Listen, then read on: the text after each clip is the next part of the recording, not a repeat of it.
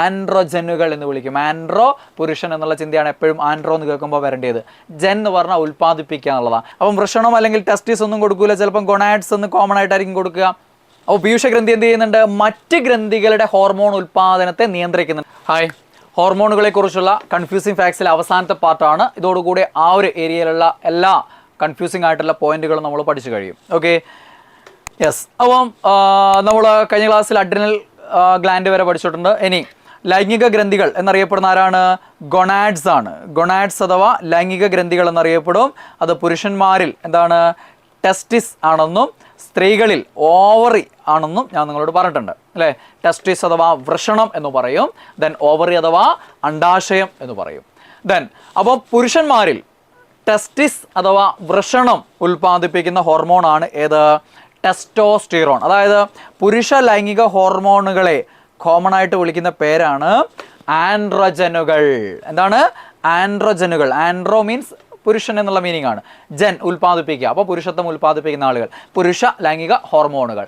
അപ്പം ആൻഡ്രോജനുകൾ ഉൽപ്പാദിപ്പിക്കുന്ന ആരാന്ന് ചോദിച്ചാൽ വൃഷണങ്ങളാണ്, ടെസ്റ്റിസ് ആണ്. അപ്പം വൃഷണം അല്ലെങ്കിൽ ടെസ്റ്റിസ് ഒന്നും കൊടുക്കൂല, ചിലപ്പം ഗൊണാഡ്സ് എന്ന് കോമൺ ആയിട്ടായിരിക്കും കൊടുക്കുക. ലൈംഗിക ഗ്രന്ഥികൾക്ക് പൊതുവെ പറയുന്നതാണ് ഗൊണാഡ്സ്. അത് പുരുഷന്മാരിൽ ടെസ്റ്റിസും സ്ത്രീകളിൽ ഓവറി അഥവാ അണ്ഡാശയവും ആണ്. അപ്പോൾ പുരുഷന്മാരിൽ ടെസ്റ്റിസ് അഥവാ വൃഷണം ഉൽപ്പാദിപ്പിക്കുന്ന പ്രധാന ഹോർമോണാണ് ആൻഡ്രോജനുകൾ. ഈ ആൻഡ്രോജനുകളിലെ പ്രധാനിയാണ് ആര്? ടെസ്റ്റോസ്റ്റിറോൺ. ആരാണ്? ടെസ്റ്റോസ്റ്റിറോൺ. ഏറ്റവും പ്രധാനപ്പെട്ട ആൻഡ്രോജൻ ആണ് ആര്? ടെസ്റ്റോസ്റ്റിറോൺ. ടെസ്റ്റോസ്റ്റിറോൺ.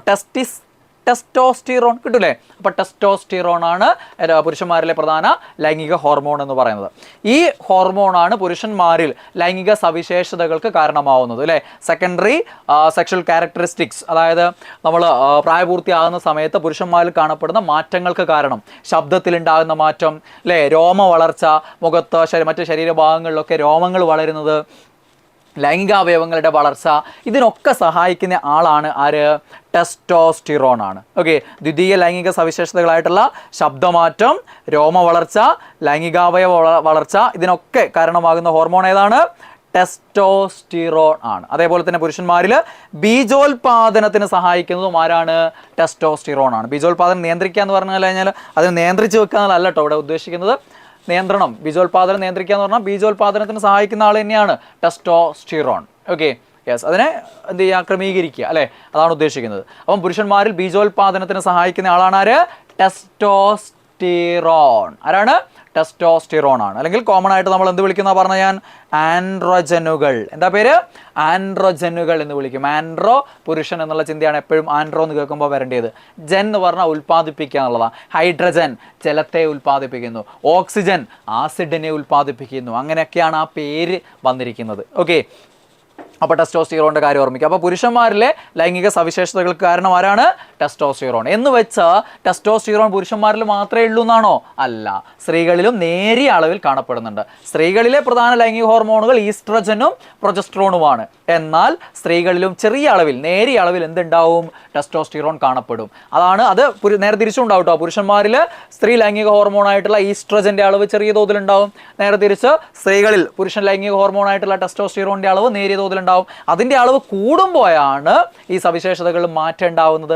ചില സ്ത്രീകളിൽ ടെസ്റ്റോസ്റ്റിറോണിൻ്റെ അളവ് കൂടുതലായിരിക്കും. അപ്പോൾ അങ്ങനെയുള്ള ആളുകളിൽ പുരുഷന്മാരിൽ കാണുന്ന പോലെയുള്ള ചില പ്രത്യേകതകൾ നിങ്ങൾക്ക് കാണാൻ പറ്റും. താടി രോമങ്ങൾ, മീശ രോമങ്ങൾ, കവിളിൽ വലുതാവുക, അങ്ങനെയുള്ള മാറ്റങ്ങൾ നിങ്ങൾക്ക് കാണാൻ പറ്റും. അതേപോലെ നേരെ തിരിച്ച് ചില പുരുഷന്മാരിൽ ഈസ്ട്രജൻ്റെ അളവ് ഈ പറഞ്ഞതിലും കൂടുതലായിരിക്കും. അങ്ങനെ ഈസ്ട്രജൻ്റെ അളവ് കൂടുന്ന സമയത്ത് അവരിൽ ചില പ്രത്യേകതകൾ നമുക്ക് കാണാൻ പറ്റും. സ്ത്രീകളെ പോലെയുള്ള ചില സ്ത്രൈണഭാവങ്ങൾ അല്ലേ, ചില ശരീര വളർച്ച, ഹിപ്പിൻ്റെ അടുത്തൊക്കെയുള്ള വളർച്ച, അപ്പോൾ അങ്ങനെയുള്ള മാറ്റങ്ങളുണ്ടാവും. പ്രത്യേകിച്ച് നിങ്ങൾ കണ്ടിട്ടുണ്ടാവും ഈ ക്ലാസിക്കൽ ഡാൻസ് ഒക്കെ കളിക്കുന്ന പുരുഷന്മാരെ കണ്ടില്ലേ, സ്ത്രീകളെ പോലെയുള്ള ചെറിയ ശരീരാകൃതിയൊക്കെ കൈവരുന്നത് ഇതുകൊണ്ടാണ്. കാരണം ഇങ്ങനെയുള്ള ഡാൻസുകളും കാര്യങ്ങളൊക്കെ അധികവും ക്രമപ്പെടുത്തിയിരിക്കുന്നത്, ഈ ക്ലാസിക്കൽ ഡാൻസൊക്കെ അധികവും ക്രമപ്പെടുത്തിയിരിക്കുന്നത് ഈ ഈസ്ട്രജൻ്റെ അളവ് കൂടുന്ന രീതിയിലാണ്. അപ്പോൾ അത് പൊതുവെ സ്ത്രീകൾക്ക് എന്നുള്ള രീതിയിൽ പണ്ട് അങ്ങനെയായിരുന്നല്ലോ.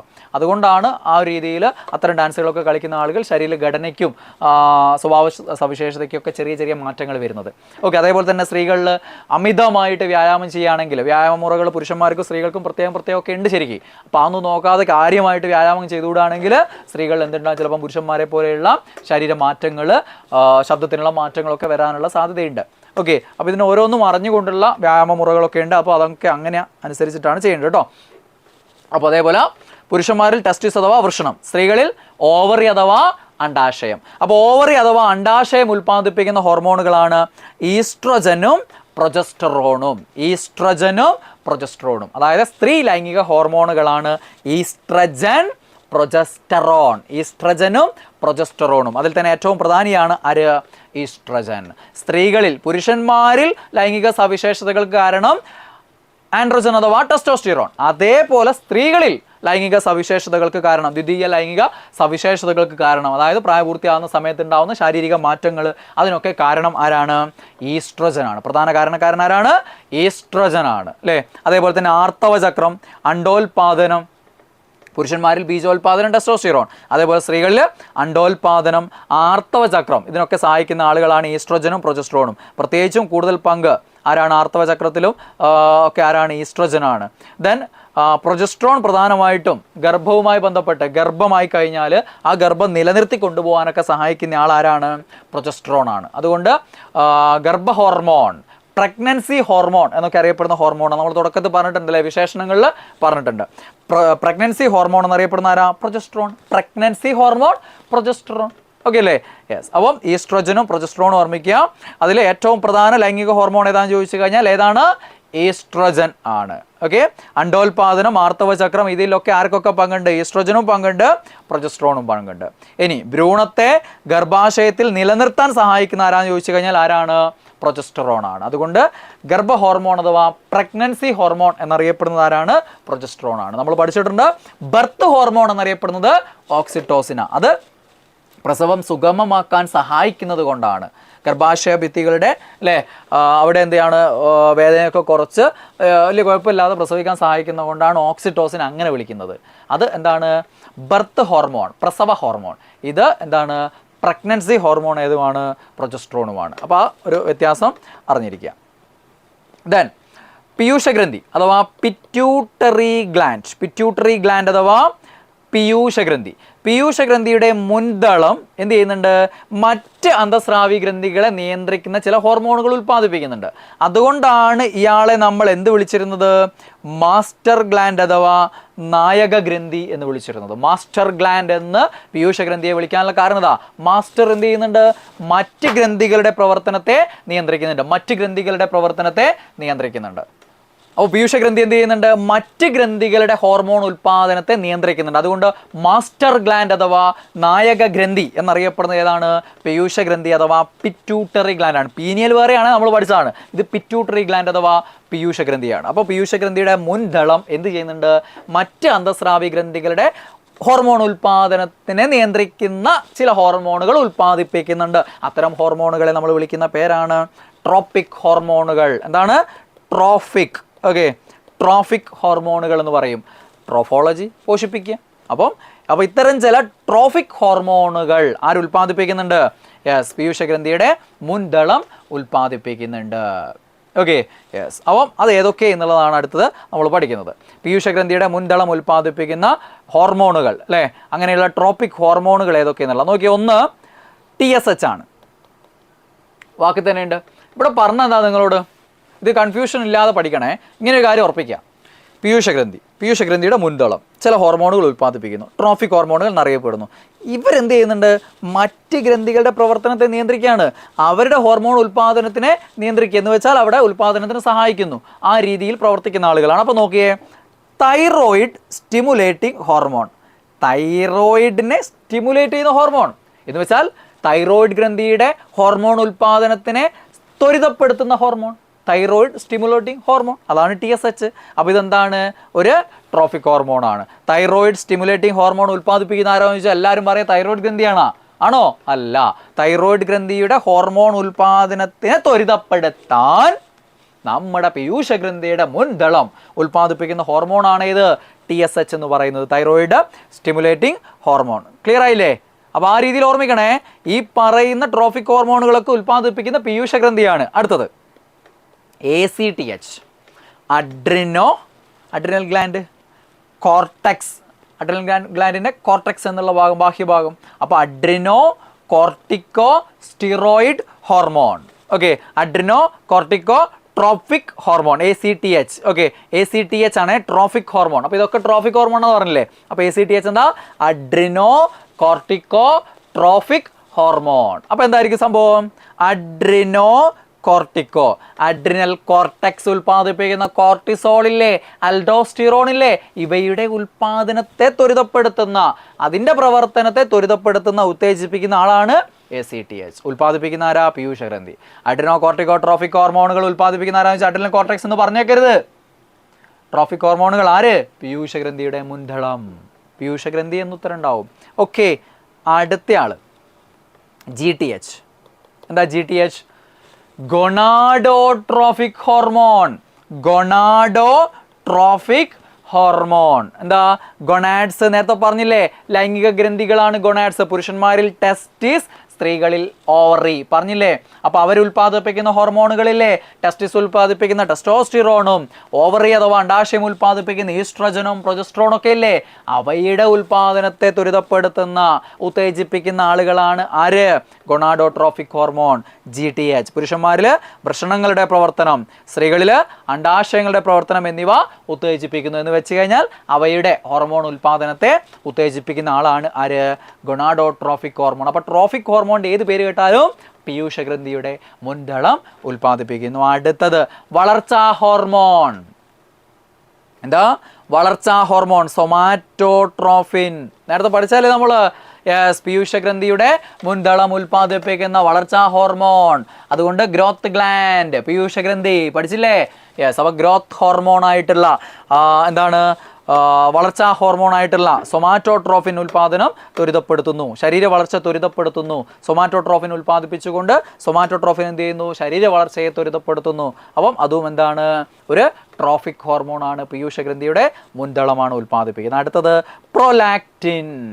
ആരാണ്? പ്രൊലാക്റ്റിൻ. പാൽ ഉൽപാദനം ത്വരിതപ്പെടുത്തുന്നു, മുലപ്പാൽ ഉൽപാദനം ത്വരിതപ്പെടുത്തുന്നു. ലാക്ടോട്രോഫിൻ എന്നും പറയും. ഓക്കെ, ലാക്ടോട്രോഫിൻ. ഓക്കെ, ലാക്ടോട്രോഫിനുകൾ ട്രോഫിക് ഹോർമോൺ അല്ലേ. പ്രൊലാക്റ്റിൻ എന്നത് ലാക്ടോട്രോഫിൻ ആണ്, ട്രോഫിക് ഹോർമോൺ ആണ്. അപ്പോൾ ഇതൊക്കെ ഉൽപ്പാദിപ്പിക്കുന്ന ആരാണ്? പീയൂഷഗ്രന്ഥിയുടെ മുൻതളങ്ങളാണ്. അപ്പോൾ അതൊരു പോയിന്റ് ഓർമ്മിക്കുക. പീയൂഷഗ്രന്ഥി മാസ്റ്റർ ഗ്ലാൻഡ് മറ്റ് ഗ്രന്ഥികളുടെ, മറ്റ് അന്തസ്രാവി ഗ്രന്ഥികളുടെ പ്രവർത്തനത്തെ നിയന്ത്രിക്കുന്നു. ക്ലിയർ അല്ലേ? ഇനി ഇയാളെയും കൂടെ നിയന്ത്രിക്കുന്ന ആള് വേറെ ഉണ്ടോ? അതായത് ഈ പീയൂഷഗ്രന്ഥിനേക്കാൾ മോള് വേറെ ആളുണ്ട്. ശരിക്കും മാസ്റ്റർ ഓഫ് മാസ്റ്റർ ഗ്ലാൻഡ് എന്നറിയപ്പെടുന്ന ആളാണ് ശരിക്കും ആര്? ഈ ഹൈപ്പോതലാമസ്. ആരാണ്? ഹൈപ്പോതലാമസ്. ഈ ഹൈപ്പോതലാമസ് എന്ത് ചെയ്യുന്നുണ്ടെന്ന് അറിയോ? പീയൂഷഗ്രന്ഥിയെയും അതുവഴി മറ്റ് അന്തസ്രാവി ഗ്രന്ഥികളെയും നിയന്ത്രിക്കുന്നു. എങ്ങനെ? പിറ്റ്യൂട്ടറി ഗ്ലാൻഡ് അന്തസ്രാവി ഗ്രന്ഥികളുടെ ഹോർമോൺ ഉൽപ്പാദനത്തെ നിയന്ത്രിക്കുന്നു, ത്വരിതപ്പെടുത്തുന്നു. ഇനി അതിനെ കൂടെ നിയന്ത്രിക്കുന്ന ആളാണ് ഹൈപ്പോതലാമസ്. ഹൈപ്പോതലാമസ് എന്ത് ചെയ്യുന്നുണ്ട്? ഈ പിറ്റ്യൂട്ടറി ഗ്രന്ഥിയുടെ പ്രവർത്തനത്തെ നിയന്ത്രിക്കുന്നു, അതുവഴി മറ്റ് അന്തസ്രാവി ഗ്രന്ഥികളുടെ ഹോർമോൺ ഉൽപ്പാദനത്തെ നിയന്ത്രിക്കുകയാണ്. എങ്ങനെയാണെന്നറിയോ നിങ്ങൾ? ഈ പിറ്റ്യൂട്ടറി ഗ്ലാൻഡിനെ നിയന്ത്രിക്കുക എന്നുള്ള ഉദ്ദേശിക്കുന്നത് എന്താണ്? ഈ ഹൈപ്പോതലാമസ് എന്ത് ചെയ്യുന്നുണ്ടെന്ന് അറിയോ? 2 തരം ഹോർമോണുകൾ പുറപ്പെടുവിക്കുന്നുണ്ട്. ഒന്ന് റിലീസിങ് ഹോർമോൺ, 2 ഇൻഹിബിറ്ററി ഹോർമോൺ. അപ്പോൾ ഈ റിലീസിങ് ഹോർമോണിൻ്റെയും ഇൻഹിബിറ്ററി ഹോർമോണിൻ്റെയും പ്രവർത്തനത്തിലൂടെയാണ് ഇയാൾ എന്ത് ചെയ്യുന്നത്? പിറ്റ്യൂട്ടറി ഗ്ലാൻഡിനെ നിയന്ത്രിക്കുന്നത്. അങ്ങനെയാ? ഒന്ന് ചിന്തിച്ച് നോക്കിയാൽ നിങ്ങൾ, പീയൂഷഗ്രന്ഥി എന്ത് ചെയ്യുന്നു? ട്രോഫിക് ഹോർമോണുകൾ ഉൽപ്പാദിപ്പിക്കുന്നു. പീയൂഷഗ്രന്ഥിയുടെ മുൻതളം ട്രോഫിക് ഹോർമോണുകൾ ഉൽപ്പാദിപ്പിക്കുന്നു. ആ ട്രോഫിക് ഹോർമോണുകൾ പല ഗ്രന്ഥികളുടെ, പല അന്തസ്രാവി ഗ്രന്ഥികളുടെ പ്രവർത്തനത്തെ നിയന്ത്രിക്കുന്നു. ഓക്കെ, അപ്പോൾ ഈ ട്രോഫിക് ഹോർമോണുകൾ ഉൽപ്പാദിപ്പിക്കുന്ന ആരാ? പീയൂഷഗ്രന്ഥിയുടെ മുൻതളം. പീയൂഷഗ്രന്ഥി മതി, പീയൂഷഗ്രന്ഥി. അപ്പോൾ ആ പീയൂഷഗ്രന്ഥിയെ നിയന്ത്രിക്കുകയാണ് ആര്? ഹൈപ്പോതലാമസ്. എങ്ങനെ? റിലീസിങ് ഹോർമോൺ ഉണ്ടാക്കുന്നു, ഇൻഹിബിറ്ററി ഹോർമോൺ ഉണ്ടാക്കുന്നു. അതിൽ റിലീസിങ് ഹോർമോണുകളുടെ ധർമ്മം എന്താണെന്ന് അറിയുക നിങ്ങൾ?